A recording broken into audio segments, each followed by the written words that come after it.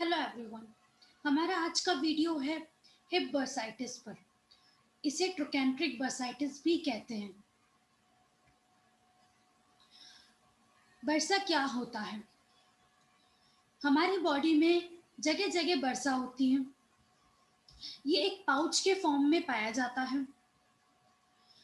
इसके आउटर में synovial membrane होती है और इसके अंदर पानी भरा हुआ होता है, थोड़ा सा ही पानी भरा हुआ होता है।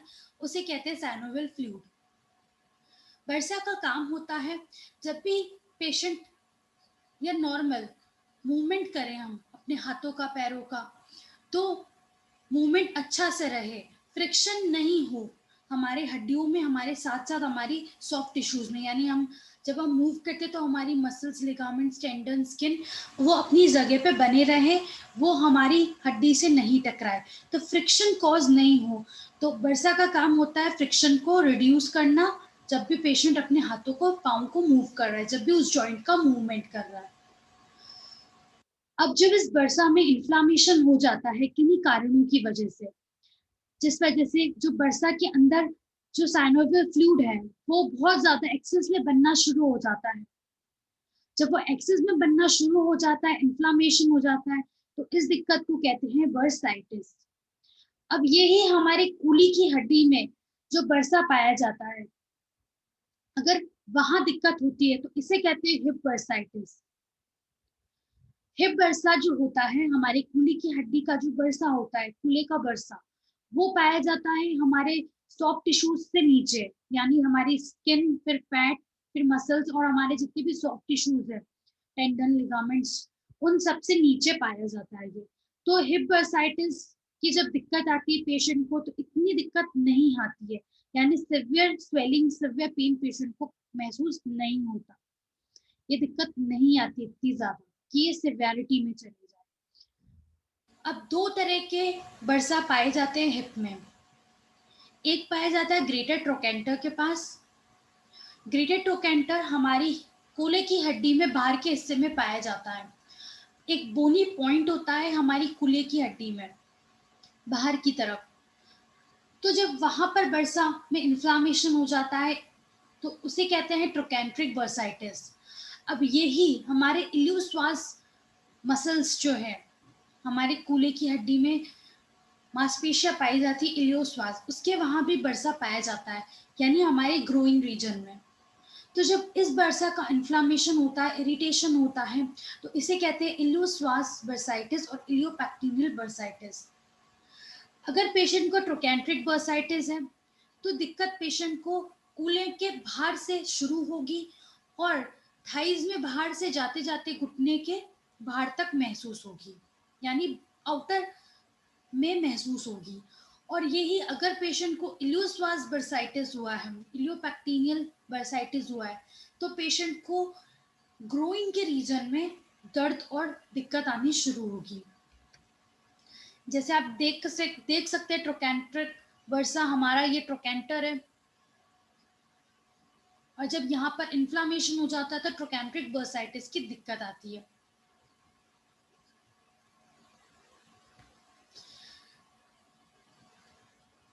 हिप बर्साइटिस के क्या कारण हो सकते हैं? पहला, इंजरी। अगर आपका रोड ट्रैफिक एक्सीडेंट हो गया है या ऊंचाई से गिर गए हैं, कोई भी एक्सीडेंट हो गया है जिस वजह से पेशेंट को दिक्कत आनी शुरू हो जाती है और बर्सा में इन्फ्लामेशन हो जाता है। या फिर अगर आप घंटों बैठे हो हार्ड सरफेस पे या लेटे हुए हो, जैसे आप कैंपिंग करते हैं हम, तो घंटों लेटे रहते हैं हम हार्ड सरफेस पे, उबड़ खाबड़ जमीन पे, तो एक्सेस प्रेशर लगने की वजह से हमारे कूल्हे में बाहर की तरफ दर्द होना शुरू हो जाता है। अगर आपका जो ग्लूटियस मीडियस मसल है, यानी जो अबडक्टर मसल्स है जो पैरों को बाहर लेके जाती है, अगर उसका इन्फ्लामेशन हो गया, उसका टीयर हो गया, इसके टेंडन का टीयर हो गया ग्लूटियस मीडियस के, तब भी पेशेंट को ट्रोकेंट्रिक बर्साइटिस की दिक्कत हो सकती है। सॉफ्ट टिश्यूज इंजरी हो गई है पेशेंट को, जैसे आर्थराइटिस की दिक्कत, या कोई दिक्कत हो गई है जिसमें एबनॉर्मल पोस्चर है पेशेंट का, जोड़ का, हड्डी का, जिस वजह से स्ट्रेस पड़ने की वजह से भी बर्सा का इन्फ्लामेशन हो सकता है।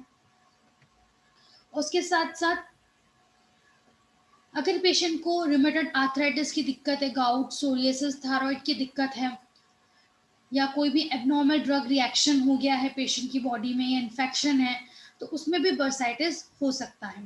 पेशेंट का हिप रिप्लेसमेंट हुआ है, हिप सर्जरी हुई है, इम्प्लांट्स डले हैं, तब भी हिप बर्साइटिस हो सकता है। पेशेंट में कोई दिक्कत की वजह से हिप्स की जो हड्डी है, कूल्हे की हड्डी, वहाँ से छोटे-छोटे जगह से कैल्शियम बोन के टुकड़े निकलने लग रहे हैं, जिस वजह से टेंडन्स पे प्रेशर पड़ रहा है और बर्सा का इन्फ्लेमेशन हो गया है। पेशेंट का वेट अगर ज़्यादा है तो पेशेंट सही से नहीं चल पा रहा और पेशेंट के पोस्चर सही नहीं रहने की वजह से जोड़ों पे दिक्कत आती है, और जब जोड़ों पे दिक्कत आती है तो बर्सा पे भी जोड़ पड़ता है और फिर बर्सा का इन्फ्लेमेशन हो सकता है। या फिर आप कोई ऐसा काम कर रहे हो जिसमें आपको घंटों खड़े रहना है, घंटों ऊबड़-खाबड़ ज़मीन पे चलना है, या फिर घंटों आपको सीढ़ियाँ उतरना चढ़ना है, ओवर यूज़ हो रहा है, जब रिपीटेड मूवमेंट हो रहा है एक ही चीज़ का, यानी सीढ़ी को चढ़ना-उतरना या घंटों खड़े रहना, तो तब भी प्रेशर पड़ता है हमारे बर्सा पे और बर्साइटिस की दिक्कत हो सकती है। अगर आपका पोस्चर सही नहीं, जैसे आपको कोई दिक्कत है, जैसे आपको लोअर स्पाइन की आर्थराइटिस हो गया है या फिर स्कोलियोसिस की दिक्कत आ गई, आपका स्पाइन का कर्वेचर सही नहीं है, कोई भी ऐसी रीढ़ की हड्डी की दिक्कत आ गई आपको, तब भी आपके कूल्हों पे जोर पड़ता है और बर्साइटिस, हिप बर्साइटिस की दिक्कत शुरू हो सकती है। हिप बर्साइटिस में पेशेंट में क्या लक्षण देखने को मिलते हैं? पेशेंट को बहुत तेज का दर्द उठता है, एक शूटिंग पेन होता है एक पॉइंट पे, यानी आपके कूल्हे के बाहर के हिस्से में एक तेज का दर्द होता है पेशेंट को, एक शार्प पेन होता है। उसके साथ साथ पेशेंट को सोने में दिक्कत आती है, जिस साइड में दिक्कत है उसमें सोने में दिक्कत आती है, दर्द होता है। जब पेशेंट जैसे ही खड़ा होता है तो बहुत तेज का दर्द उठता है, शूटिंग पेन होता है, सीढ़ी चढ़ने उतरने में पेशेंट को दिक्कत आती है, टाइटनेस नजर आती है पेशेंट को। उसके साथ ही साथ पेशेंट का जो दर्द है वो कूल्हे में बाहर से लेके हुए हमारे थाइस के जांघों के बाहर से होते हुए हमारे घुटनों तक बाहर के हिस्से में आना दर्द शुरू हो जाता है। उसके साथ साथ कुछ भी पेशेंट मूवमेंट करता है, वॉकिंग करना है नॉर्मल या सीढ़ी चढ़ना, उसमें पेशेंट को दर्द होता है कूल्हे के बाहर के हिस्से में। अगर इल्यूसवास का बर्साइटिस हुआ तो पेशेंट को क्रोन रीजन में दर्द होता है।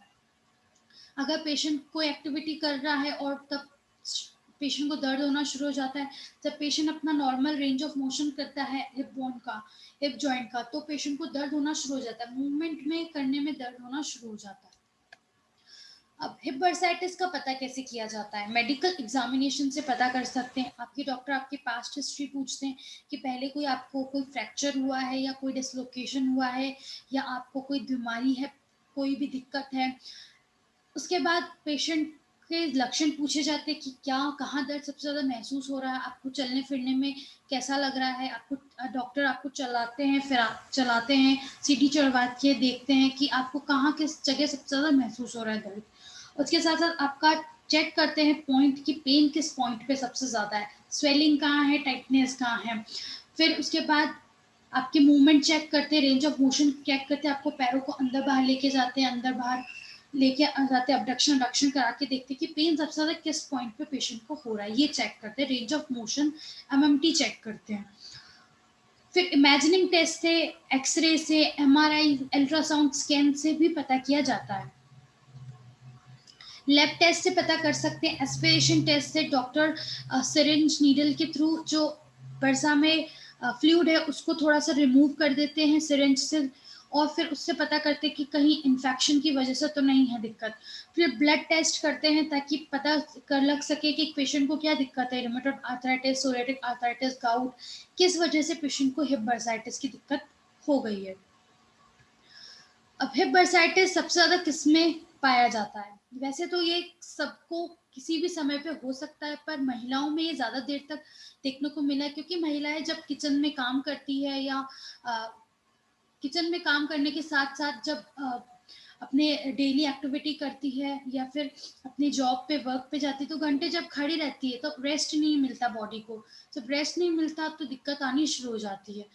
बुज़ुर्ग लोगों में क्योंकि इतनी मजबूत नहीं होती हड्डियाँ, तो दिक्कत आनी शुरू हो जाती है।